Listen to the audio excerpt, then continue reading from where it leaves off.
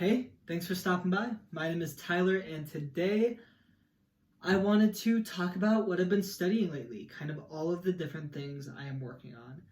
Also, I want to apologize for the lack of videos. I know it's been like 2, 3, maybe even like a month since I've last uploaded.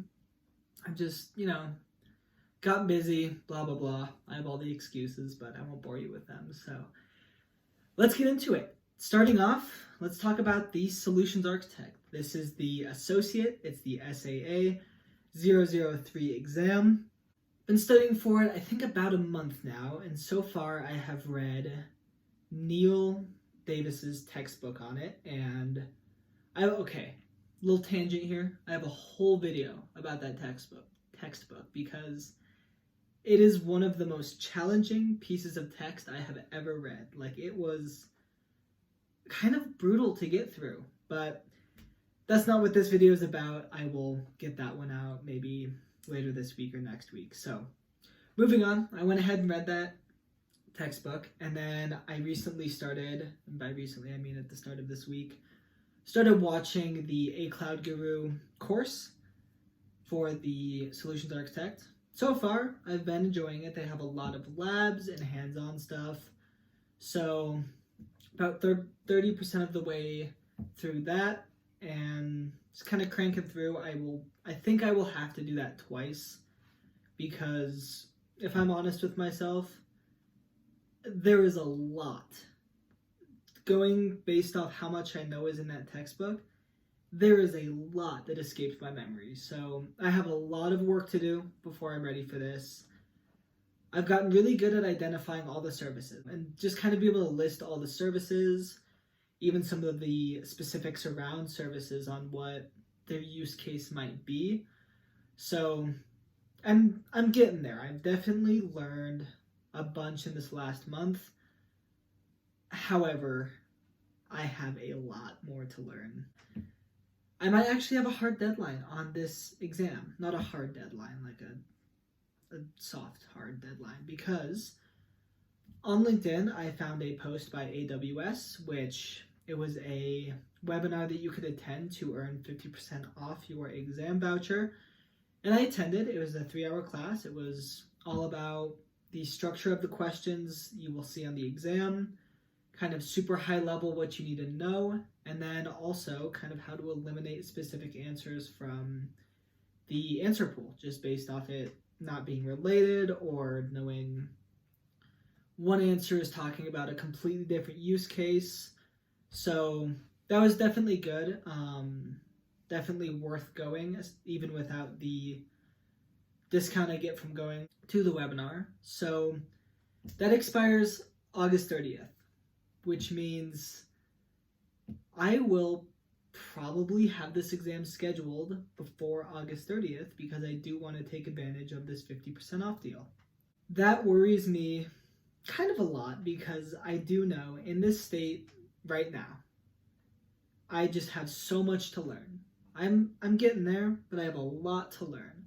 So I've really got to go super hard on the studying this next 6 weeks to try to get as ready as I can for this exam. And if I fail, that's okay. I don't even know if I'll feel ready by the time I'm ready to take it, but I mean, I'm saving $150. Like, let's just go for it. So a little bit nervous about that, but I will definitely keep you guys posted. So that kind of wraps up the news on the Solutions Architect, how I'm feeling, things I need to work on, what resources I'm using. I'm sure I'll add more to the mix later on, and I'll keep you guys posted on those. Let's talk about the next thing I'm studying, which is actually, it's been super exciting. So I started studying Terraform, and if you don't know, Terraform is a infrastructure as code platform that works with AWS, Azure, Google Cloud, all of these different cloud providers. And it's all like template based, like you can think CloudFormation, but it has its own language. I don't know what the language is called, but it's really easy to write and understand. Like, you can look at a template and pretty much tell exactly what it's trying to do. So I've been having a ton of fun just kind of building templates. This week I worked on one which sets up two VPCs. Both VPCs have their subnets along with security groups, internet gateways, and then an EC2 instance in each one of those VPCs. And all the subnets like tie together. I made sure to, I guess, reference each resource so it stays in line. Anyway, those two VPCs build a peering connection to each other. I don't have a big use for it. That's not infrastructure for me. There is a use case for it. Maybe it's two departments, virtual clouds need to talk to each other, and you need a very quick way to deploy that. So there's a little use case, but for me, I just kind of built it because it was fun. You can write this template and press a button and boom, 15 things set up all at once. And I think that's super cool. I love the automation and efficiency of it rather than clicking through the console. Don't get me wrong, I love the console, but it is a little bit slow when you compare it to anything run by infrastructure as code or deployed by infrastructure as code. So yeah, a lot of Terraform. I would love to make a video kind of walking you guys through building these templates, just because I am not a software engineer. I'm not fluent in Python or Java or C# or any of these coding languages. I know a little bit of Python. I can do a little bit of HTML, but I'm not a software engineer. So I think it'd be a really fun kind of mini series to do, building these Terraform templates and me explaining how it works from a ground level perspective. I'm not an architect trying to teach you. I am like square one.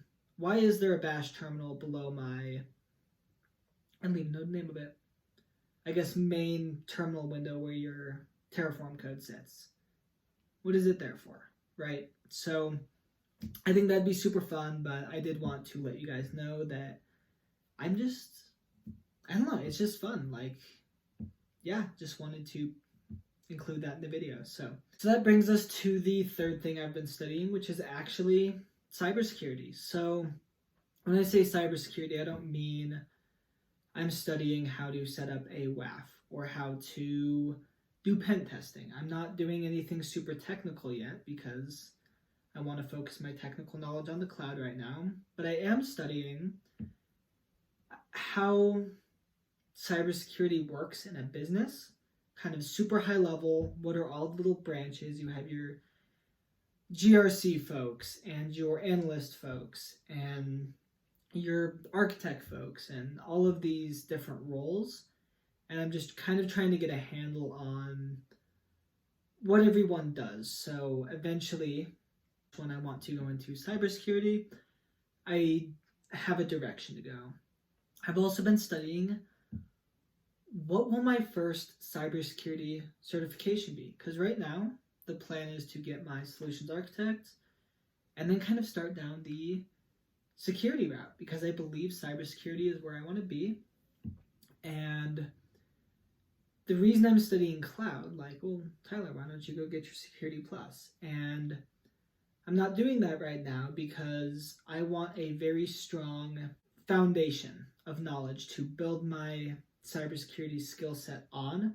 I see a lot of companies migrating a lot of stuff to the cloud.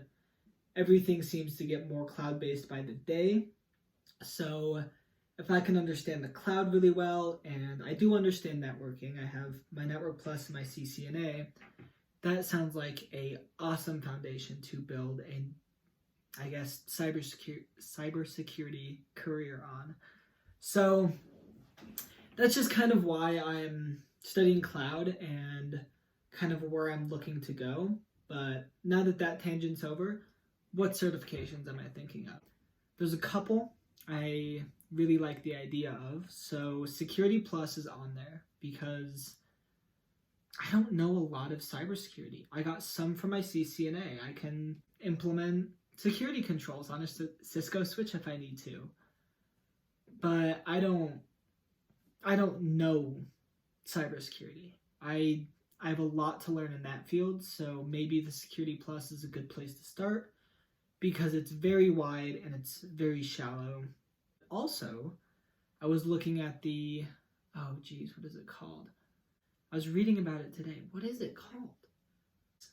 I believe it's called the CCSK, and it is a cloud security certification, and I think cloud security might be a direction I want to go, so that's on the radar as well, but that's a bit down the road. I have a little bit of time to think about where I want to take my studies next. Other than that, I don't think I have anything to really cover. Things are kind of business as usual around here, just lots of work. I did start weekly volunteer work as well on top of my 3 jobs. That is something that's important to me, so I'm very glad I can have that in the schedule now, but pretty much business as usual. So that's all I have for you guys today. Once again, thank you for stopping by, and I will catch you later.